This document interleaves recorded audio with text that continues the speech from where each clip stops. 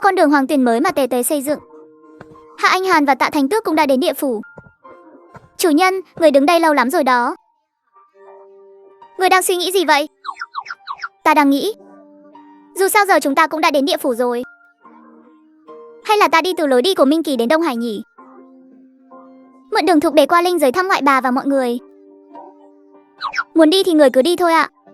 Sao người lại do dự thế làm gì? Hơn nữa nếu người đi Đông Hải, cũng có thể tiện đường đi thăm đại cứu mẫu luôn. Thăm sao? Đúng rồi. Trước đây, đại cứu mẫu và mọi người đối xử với ta cực kỳ tốt. Ta rất nhớ họ. Vậy thì chúng ta hãy đến Lăng Tiêu Sơn thăm đại cứu mẫu và mọi người đi. Chủ nhân vừa tiêu hao quá nhiều pháp lực, cần nghỉ ngơi một thời gian mới có thể dùng Minh Kỳ được. Chị Anh Linh, chị đừng có đưa ra ý kiến lung tung cho chủ nhân. Anh Linh, mau đỡ ta một chút. Sao tự nhiên ta lại hoa mắt thế này? Còn thấy cả đại tướng quân Hạ Anh Hàn của ta nữa. Hả, Vân lão đâu? Có phải tai tôi bị ảo giác rồi không? Vừa nãy tiểu tổ tông nói Hạ Anh Hàn đó là người thế nào của con bé cơ? Nói là đại tướng quân của chất ngoại bảo bối nhà tôi. Đại tướng quân, kỳ lạ thật. Trong ký ức của tôi sao không có chút gì liên quan đến hắn nhỉ? Chẳng lẽ kiếp trước hắn là chiến thần thượng cổ nào đó sao? Lão Diêm Vương đứng từ xa quan sát Hạ Anh Hàn. Một cô nương hết sức bình thường. Tuy trên người có công đức thật, nhưng sao tôi không nhìn ra mệnh cách của cô ta? Có gì đặc biệt nhỉ? Cứ lẩm bẩm. Chẳng biết ông đang nói cái gì nữa. Không biết Vân lão gia tử thực sự không biết, hay là đang giả vờ không hiểu ý trong lời của lão Diêm Vương. Tự mình lẩm bẩm, rồi đi về phía cục cưng nhà mình. Từ xa đã gọi Tề Tế. Cục cưng nhỏ ơi, khi nào cháu mới đi Lăng Tiêu Sơn đó? Cháu có thể giúp Thái Gia Gia mang ít đồ cho ngoại bà của cháu không? Dạ được, không vấn đề gì ạ. Thái Gia Gia muốn cháu mang gì cho ngoại bà? Cứ đưa cho cháu đi.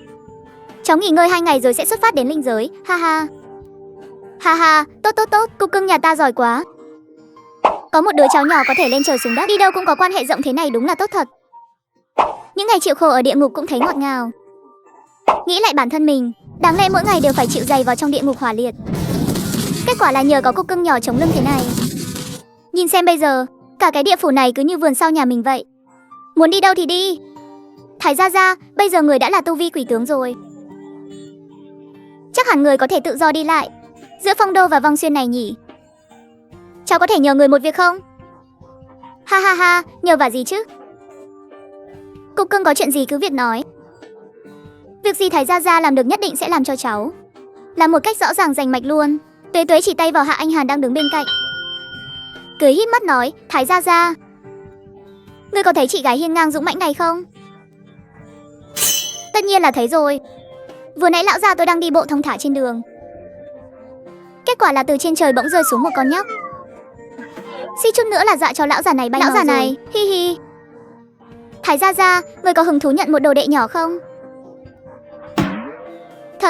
Thật sao? Nhận đồ đệ. Cục cưng, cháu nói thật đấy chứ? Đương nhiên rồi, Thái Gia Gia ở địa phủ này cũng chẳng có ai bầu bạn. Vừa hay Hạ Anh Hàn mới đến địa phủ, cũng không có người thân thích. Nếu người nhận cô ấy làm đồ đệ, sau này người ở địa phủ này chẳng phải sẽ có thêm một người bạn sao? Chuyện này cũng không sai. Bắt mà cục cưng ơi, ta có thể nhận đồ đệ này, nhưng cô bé đó có đồng ý không?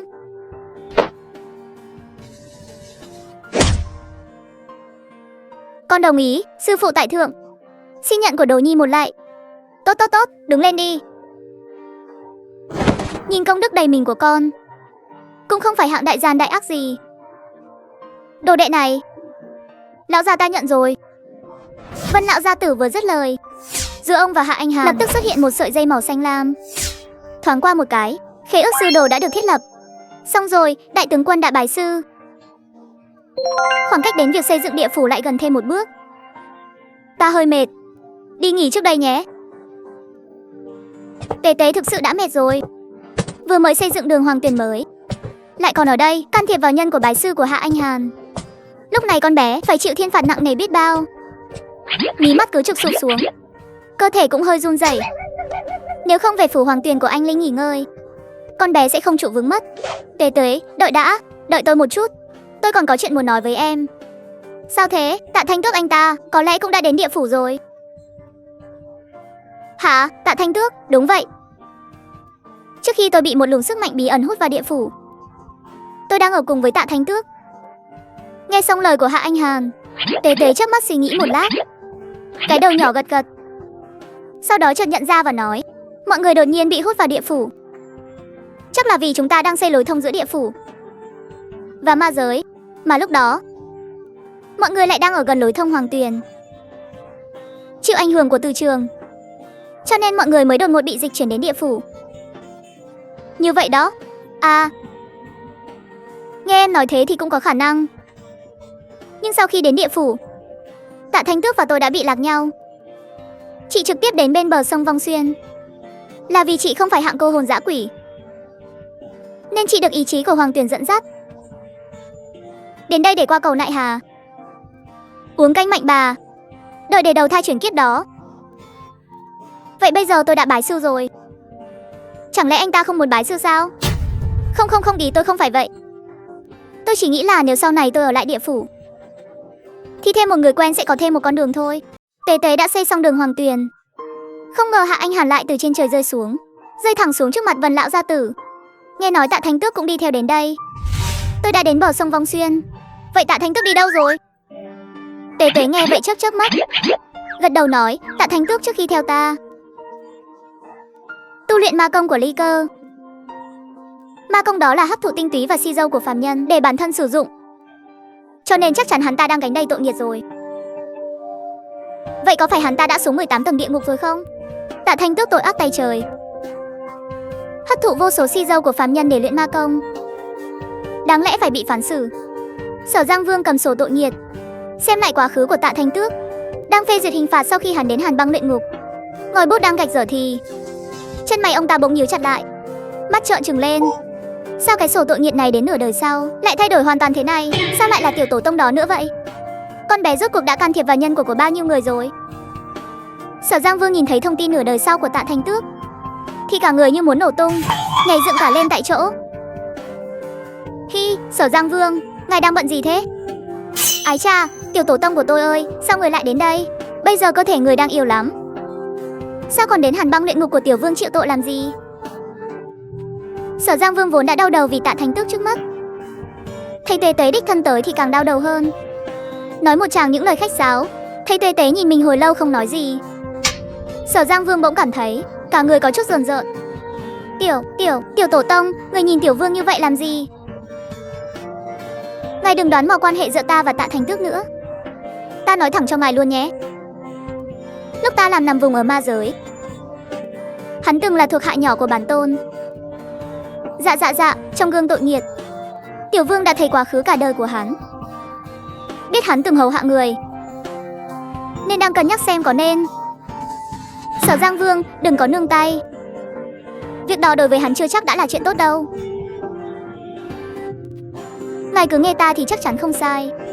Tên này nói hắn số tốt, nhưng lại xui xẻo sinh ra trong mộ ngục. Nói hắn số không tốt thì lại từng làm thuộc hạ cho bản tôn, cho nên dù có đến Hàn Băng luyện ngục này, hắn vẫn còn một tia cơ hội. Đúng vậy, đó đều là nhờ sự nhân từ của thần tôn. Được rồi, đừng có nịnh hót nữa. Bản tôn có thể nhân từ đến mức nào chứ? Chẳng qua là trong lòng luôn có một cán cân thôi. Vậy người xem hắn thế này, ngươi có muốn tiểu vương tạm dừng hình phạt này không? Ngươi có muốn ôn lại chuyện cũ với hắn không? Không cần đâu, nếu không sẽ lại thêm một tầng nhân của nữa. Nhưng cô nương Hạ Anh Hàn này là đồ đệ của Thái gia gia nhà ta. Hai người bọn họ trước đây là cố nhân. Hôm nay cô ấy đến chỗ ngài để chào hỏi. Sau này mọi người phải chung sống hòa thuận đó nhé. Tế Tế, em sao thế? Tế Tế. Không ngờ Tế vì thiên hạ chúng sinh mà lại hy sinh nhiều đến thế. Cảm thấy thật bất lực, thấy mình như một phế vật vậy, chẳng làm được việc gì cả. Tiền bối, tiếp theo con có thể làm gì? Người hãy nói cho con biết đi, có thể con làm chưa tốt, nhưng con nhất định sẽ nỗ lực hết sức để làm. Chay, đáng lẽ con nên đi đầu thai chuyển kiếp rồi, bắt chủ nhân lại để con bái sư ở địa phủ. Chuyện này nhất định là có ý định riêng của người. Con chỉ cần tu luyện thật tốt ở địa phủ là được rồi. Vâng, con nhất định sẽ nỗ lực tu luyện. Tuyệt đối không lười biếng. Con đi đi, để chủ nhân được nghỉ ngơi. Nếu con thực lòng muốn giúp chủ nhân thì hãy sớm tu luyện thành tài. Chủ nhân ơi, mưu đồ của người có thể nói là không một kẽ hở. Bắt chúng ta đang phải chạy đua với thời gian đó. Đại tẩu, chúng ta nên sớm về phòng kín đi thôi. Ngày mai lại là một trận chiến ác liệt đấy. Em dâu này, em nói xem nếu chị ra đi thì kiếp nạn này của Lăng Tiêu Sơn có phải sẽ không xảy ra nữa không? Tâm Nhi bỗng trợn tròn mắt, trong lòng không kìm được đau đớn. Đại tẩu, chị không được nghĩ như vậy. Chị hãy nghĩ đến đại ca. Sau này mọi người còn phải đoàn tụ ở linh giới nữa mà. Em dâu à, chị nào có muốn không được gặp lại đại ca của em ở linh giới chứ? Bắt tình hình hiện tại em cũng thấy rồi đó. Đệ tử Lăng Tiêu Sơn người thì ra đi, kẻ thì bị thương. Chị thực sự không đành lòng để họ vì chị mà phải đối mặt với sinh tồn hay ra đi. Hừ, Vương Đông Tuyết, chị đúng là đồ ngốc. Chuyện này thì liên quan gì đến chị chứ? Chị không có lỗi. Lỗi là ở bọn họ. Là do bọn họ quá tham lam, là do bọn họ quá ham chơi. Bọn họ không biết xấu hổ, thật là vô liêm sỉ. Thứ không thuộc về mình mà bọn họ cứ nhất định muốn chiếm đoạt. Nhưng tại sao lại là Vương? Tại sao nhất định phải là Vương? Em dâu à, chị không trụ vững được nữa rồi. Chị cứ luôn suy nghĩ rằng chị nên chọn cách thức ra đi như thế nào để có thể ra đi một cách nhanh gọn nhất. Đại tẩu, không được, chị không được nghĩ như thế. Ai giờ cũng phải ra đi một lần, bắt không thể ra đi một cách không rõ ràng được. Hơn nữa, Tiểu Tây Nguyệt và Tiểu Văn Yêu đều còn rất nhỏ. Chị thực sự nỡ bỏ lại chúng sao? Tây Nguyệt, con của mẹ. Đúng. Đại tẩu, chị hãy đợi đến Văn Yêu là đã đạt đến còn đang tiên giả ngũ phẩm rồi. Lúc đó nó có thể bảo vệ chị. Tiên giả ngũ phẩm. Nó có làm được không? Làm được, nó nhất định sẽ làm được. Đại tẩu, bao nhiêu năm qua không phải chị vẫn luôn rất nhớ Tiểu Tây Nguyệt sao? Chúng ta hãy kiên trì thêm chút nữa. Đợi qua được kiếp nạn này, chúng ta sẽ nỗ lực phi thăng lên linh giới. Đến lúc đó chị có thể đoàn tụ với Tiểu Tây Nguyệt và đại ca rồi. Tây Nguyệt, đứa con tội nghiệp của mẹ. Là mẹ có lỗi với con nhỏ thế đã phải rời xa mẹ. Bây giờ, đại tẩu, đừng nghĩ nữa. Đại tẩu, em xin chị đấy. Chị không được nghĩ thêm nữa. Bây giờ chị không nghĩ, sợ là sau này muốn nghĩ cũng chẳng được nữa rồi. Hai vị tiền bối, không xong rồi. Thịnh Thiên Thành và Ma Tiên Đỏ lại tấn công Lăng Tiêu Sơn của chúng ta rồi. Hai người mau theo đệ tử đến cấm địa. Mọi người nhanh chân lên kẻo không kịp mất.